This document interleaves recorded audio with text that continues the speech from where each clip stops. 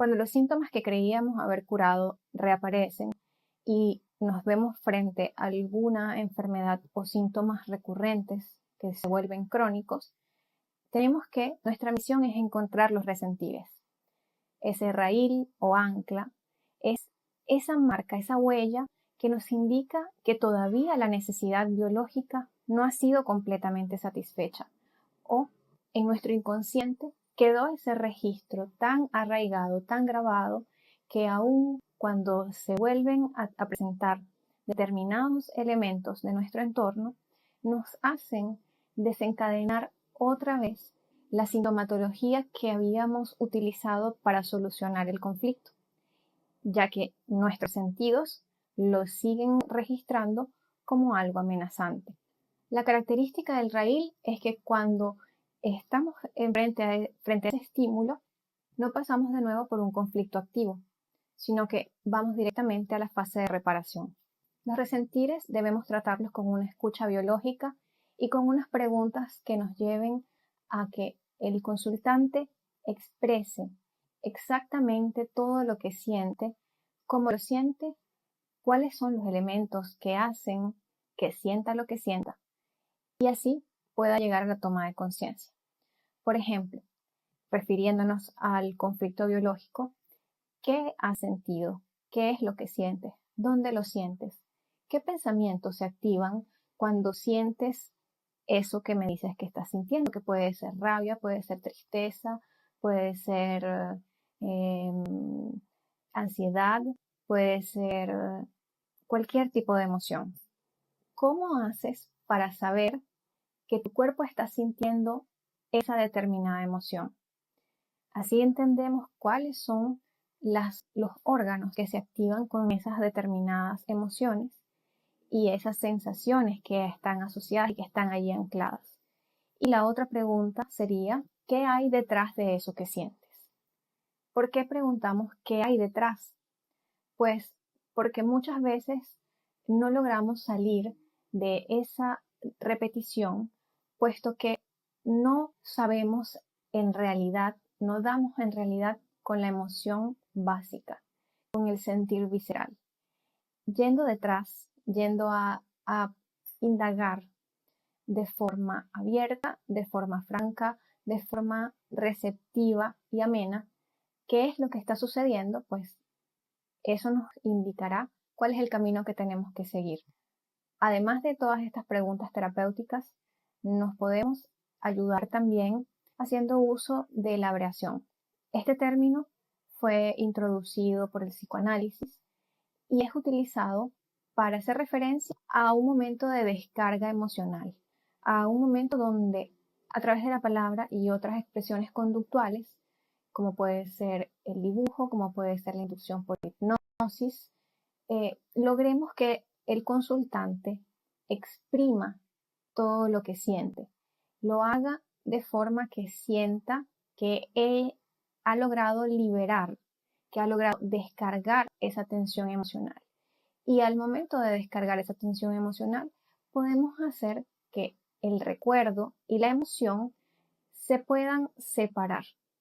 Es decir, este sería el punto donde el ancla se separaría. El recuerdo y el afecto que se encuentran unidos y que hacen que el ancla o raíl estén siempre repitiéndose, con la abreación existiría una descarga que haría que se separaran, puesto que la tensión emocional del conflicto ha sido ya descargada.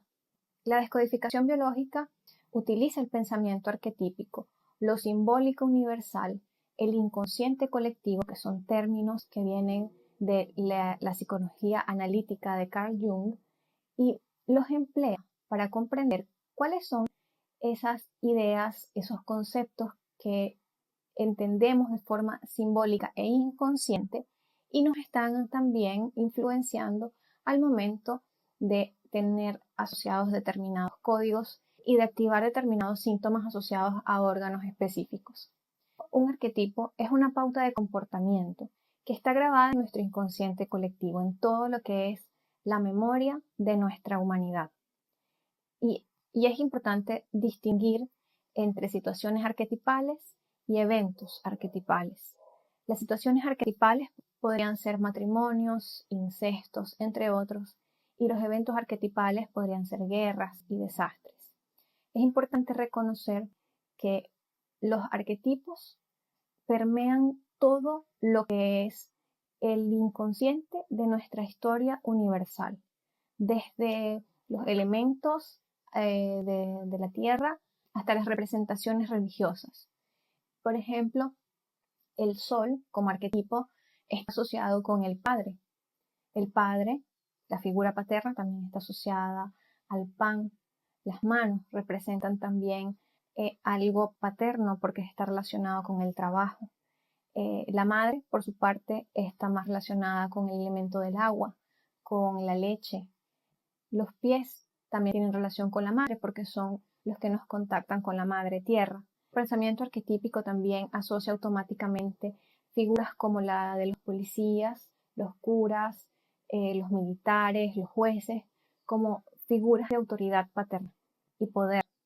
El complejo de Edipo, el complejo de Electra también nos ayudan a comprender cuáles son los arquetipos que nosotros vamos activando en nuestras propias vidas de acuerdo con esos elementos que inconscientemente vamos repitiendo porque son como guiones que han repetido nuestros ancestros y los ancestros de nuestros ancestros.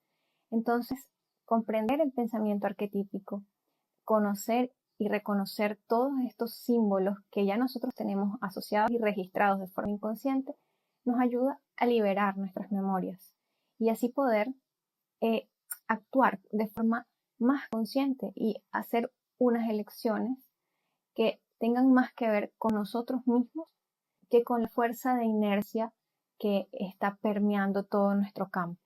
Esto nos facilita avanzar en nuestro nivel de conciencia, porque aquí tomamos conciencia de la importancia de estar presente. El nivel de conciencia también se puede ver reflejado en la capacidad de no juzgar la realidad, simplemente aceptar que hay una historia, un bagaje cultural, que hay una línea ancestral, un árbol genealógico que ya es el que es y tenemos que reconocer qué es lo que nos está influenciando. Tenemos además un funcionamiento biológico, un organismo precioso, un organismo inteligentísimo y complejo que funciona de una manera. Y lograr comprender esto, o al menos reconocerlo y aceptarlo, ayuda a mejorar nuestro nivel de conciencia, y con nuestro nivel de conciencia elevado, pues los juicios resultan inútiles, los juicios ya no tienen ningún tipo de función, porque al tomar conciencia verdaderamente comprendemos para qué vivimos lo que vivimos. En nuestro árbol genealógico, todas las decisiones que tomamos tienen una lógica y un sentido, aunque a veces permanezca oculto por mucho tiempo para nosotros. Estas profesiones que reparan son una referencia para comprender cuáles son los programas familiares que se encuentran activos en nuestro propio inconsciente. A nuestros consultantes podríamos interrogarles y decirles cuál fue el motivo o cuál fue su motivación para elegir esta profesión determinada, o qué significado tiene para usted esta profesión que usted ejerce. ¿Siente que esta profesión la eligió por vocación o la eligió por algún otro motivo? La realidad es que siempre estamos reparando historias. Si vemos desde el punto de vista de las profesiones, reparar una historia que se haya convertido en nuestra vocación, que nos genere sensaciones de bienestar, de realización, de incluso placer, es una reparación desde un punto de vista positivo, si se quiere decir. El problema se genera cuando la profesión que estamos usando para reparar una determinada historia familiar nos genera displacer, nos genera disconfort o es completamente disociada de nuestro sentir individual. Allí tendríamos que encontrar determinados elementos, como lo son la falta de realización, cuando la persona expresa que prima la fidelidad familiar antes de que su propio deseo, y cuando hay problemas económicos o problemas y dificultades de realización profesional.